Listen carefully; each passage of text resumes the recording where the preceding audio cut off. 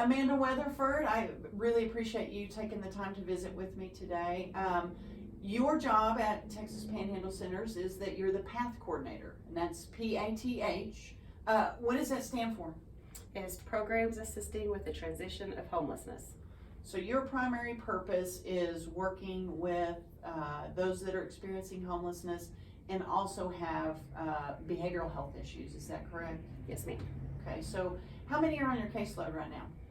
Oh, my caseload fluctuates between 89 and 200. Okay. Right now I have about 130. Okay. And not everybody is engaged with the doctor. Some of them are just getting case management, and we're working towards being able to, see the doctor, get on medications, become stable. Now, does everybody who comes into the PATH program, are they required to see the doctor and work with you on a case management status? No, it's very flexible. They can choose. They can come in and see doctor. We do hope they engage in case management, but they can also just come in and just see me. And even if they are on the program, they don't have to have scheduled meetings. They can just call or drop in whenever a need occurs. Okay, so really what I've always understood about PATH is that it's non-traditional, and so you don't have these strict guidelines that really sometimes do more to keep people out of treatment as opposed to bringing them into treatment. Yes, it's very flexible. I meet the client where they're at, and we address the needs that they consider to be a need, and we move forward from there. So that's really about getting them linked up with other services in the community. Maybe they might need identification, maybe help with food stamp application and things like that. Yes. Okay. And so also too, if the person is experiencing homelessness, then there's linkage to other resources for housing. For housing, yes ma'am. Okay.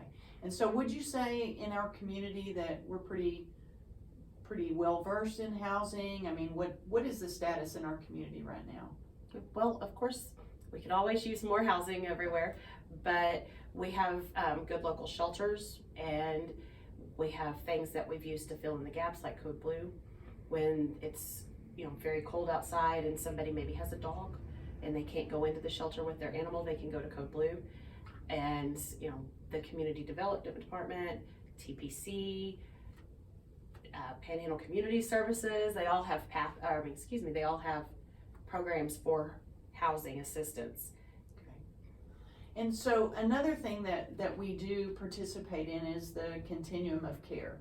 And that's here in our community, and really the City of Amarillo, our community development, helps with that. And so what is our role with the Continuum of Care?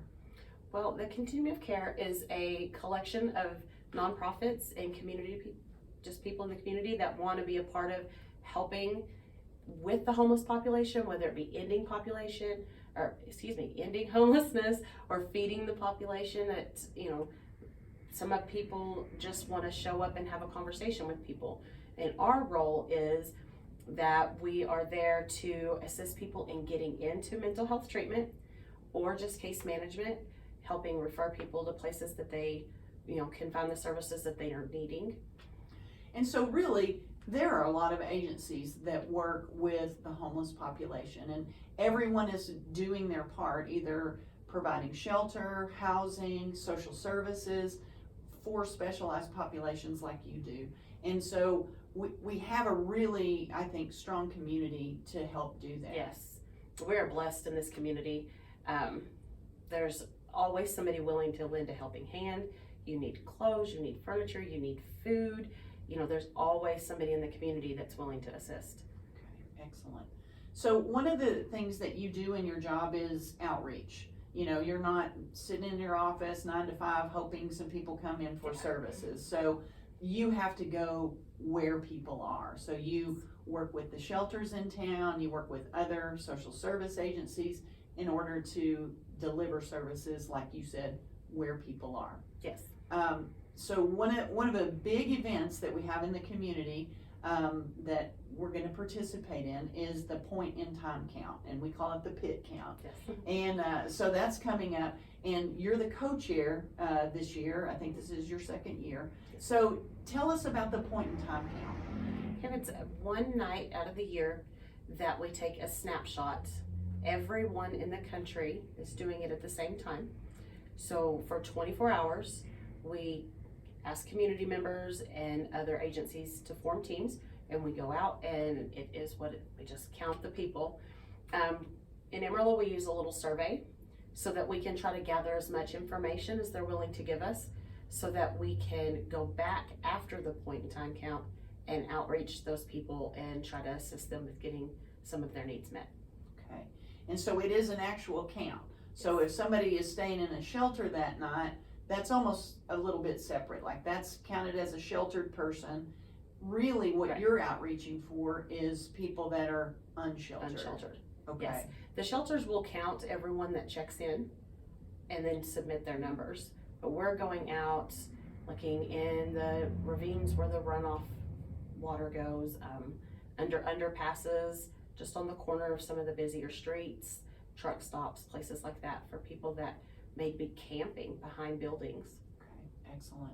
So what do you do with those numbers once we participate in this point in time count, and as a community, we have a number of people that we determine that are unhoused. So what do we do with that number?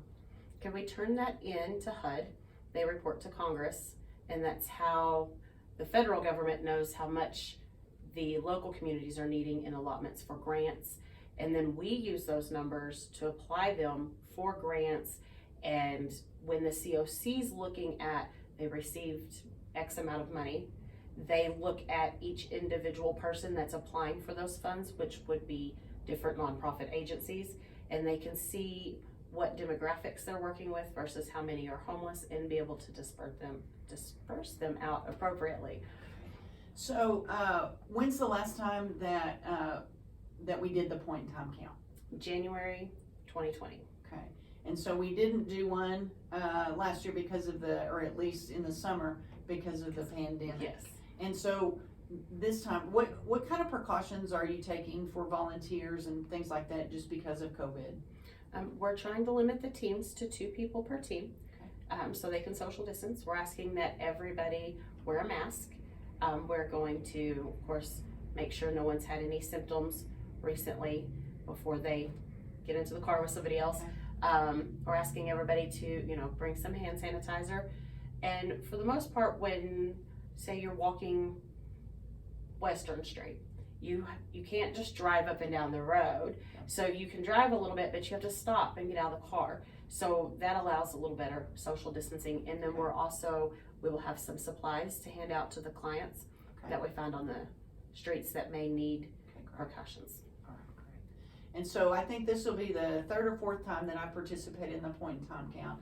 And as somebody who's worked in social services for a long time, it's a great education for me. And so we do make that available for the other staff that work with us and newer staff.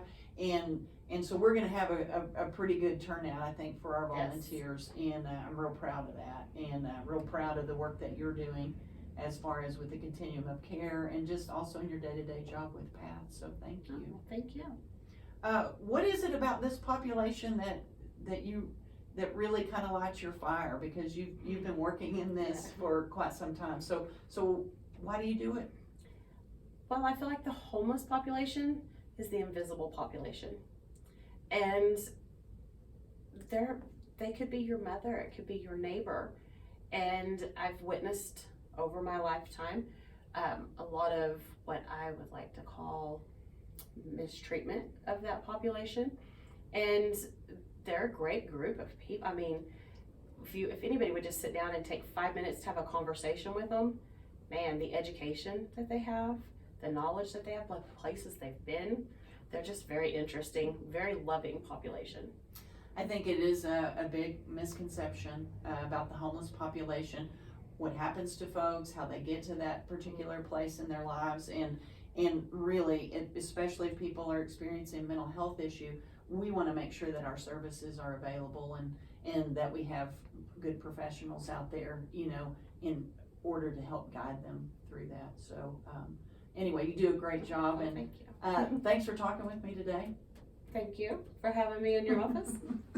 Our homeless services telephone number is 371-7716. Crisis hotline number 806-359-6699. Thanks, everyone.